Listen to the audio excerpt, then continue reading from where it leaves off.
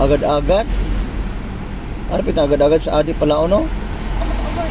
Langilanon. Langilanon. Ikaw ra isa nagbaligya na. Duha. Ha? Mangod. Aman yung mangod. Ang sa baklay. Yan, namahaw na mo. Nagpilang po'y baligya na.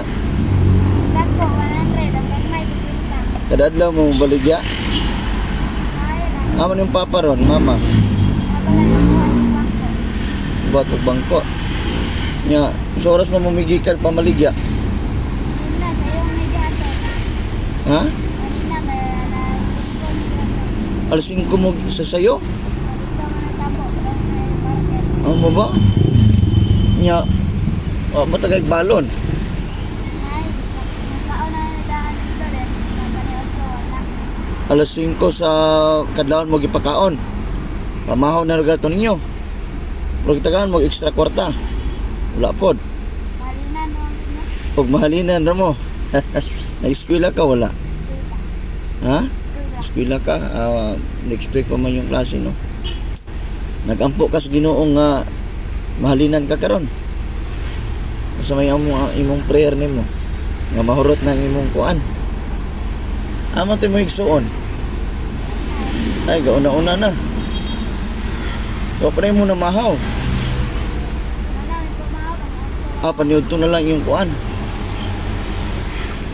Nya kining nagampo ka sa Ginoo nga panalinginan ka karong adlaw. Ha? Na naman ko'y lugian ana sa akong mga anak. Pero tagaan talang kaog para namoy makaon, ha?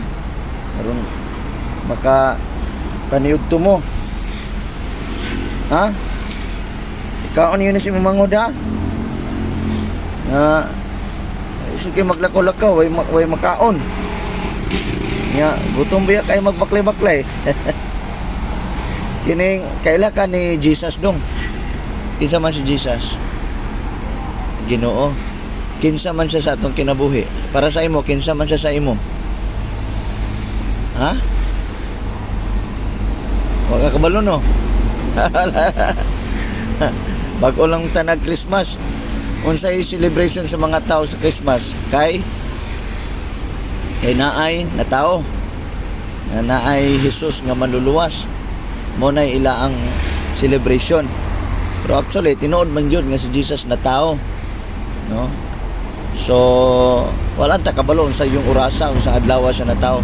Pero si Jesus aya ka mula ka ako kang sultihan kay pilay edad mo ron. 14 na. Nanakay sa tungbuot.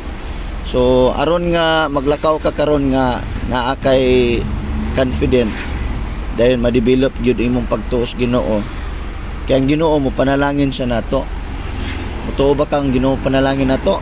Di ba? Bisan sa atong kalisdanan, pero ang Ginoo naa say giandam, naa say nindot nga plano. Ako kang sultihan nga si Jesus imo siyang tuan nga imong manluluwas.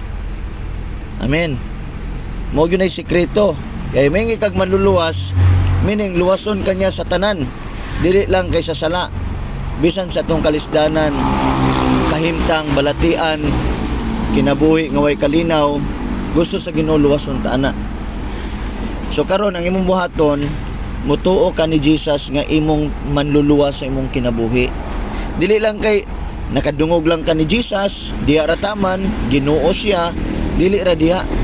Kinalibutang si mong una-una o kasing-kasing nga sa Jesus akong manluluwas, hari isa sa akong kinabuhi. Kay kita mga matay man ta, di ba? To ba ka nga taong matay? O matay kita tanan. Pero nakanindot dong paminaw. Kay si Jesus nagsaad siya og kinabuhi nga walay katapusan. Human ta mamatay gisaaran tag langit. Then kinabuhi nga walay katapusan. Ang iyang gisulti ni Jesus sa Bible, iyon siya nga ako ang dalan, kinabuhi ug ang kamaturan. Way makaadto sa amahan sa langit gawas kani kanako. Sa ato pa di ta kasulod sa langit kung di ta kailan ni Jesus. Kung wala siya sa atong kinabuhi. So si Jesus unsa kay si Jesus? Dalan, kinabuhi o kamatuoran. So ang kamatuoran si Jesus, dili lang kay reliyon, dili lang kay simbahan. Si Jesus gyud mismo. So ikaw 14 anyos naman ka, ibutang si muna una kasing-kasing nga naa kay Ginoo nga manluluwas nga mao si Jesus. Timan ini akong gisulti nimo. Kung mao ni imong nasa hunahuna kanunay, panalanginan ka sa Ginoo. Makahuman kag eskwela, kay ngano si Jesus may imong manluluwas. Luwason kanya sa imong kahimtang.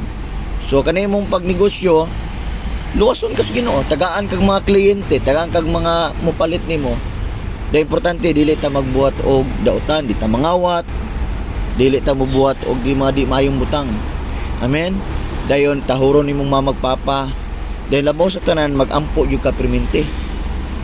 Ha? Nagampo ba ka? Pagmata, magampo ka, matulog. Lord Jesus, salamat kaayo sa kinabuhi. Ana lang. So before ka mulakaw magampo ta, ha? Aron nga maayo ang imong panaw karon. Mag-lead ko nimog prayer, ha? Uban ka nako sa prayer. Sige, uban ako sa pagampo. Ipiyong nato atong mga mata. Sige, Lord Jesus. Uban ako, Lord Jesus. Salamat kaayo sa kabuntagon. Salamat sa kinabuhi, Lord Jesus. Salamat sa imong pulong akong nadunggan karon. Karong orasa, Ginoong Hesus, ako kang tuhuan nga akong Ginoo, akong hari, akong Dios, ug akong manluluwas. Isulat akong pangalan sa libro sa kinabuhi. Lord Jesus, gikan karon maghari ka sa akong kinabuhi. Panalangini akong pamilya. Panalangini akong kinabuhi. Kining tanan akong gipangayo sa ngalan ni Kristo nga akong Ginoo ug manluluwas. Amen. Amen. So pamahon niyo ni ha sa imong uban imong manguda. Oh, palit mo pan oh. Wata na. Salamat. Oh. God bless you ha. Oh, bye-bye.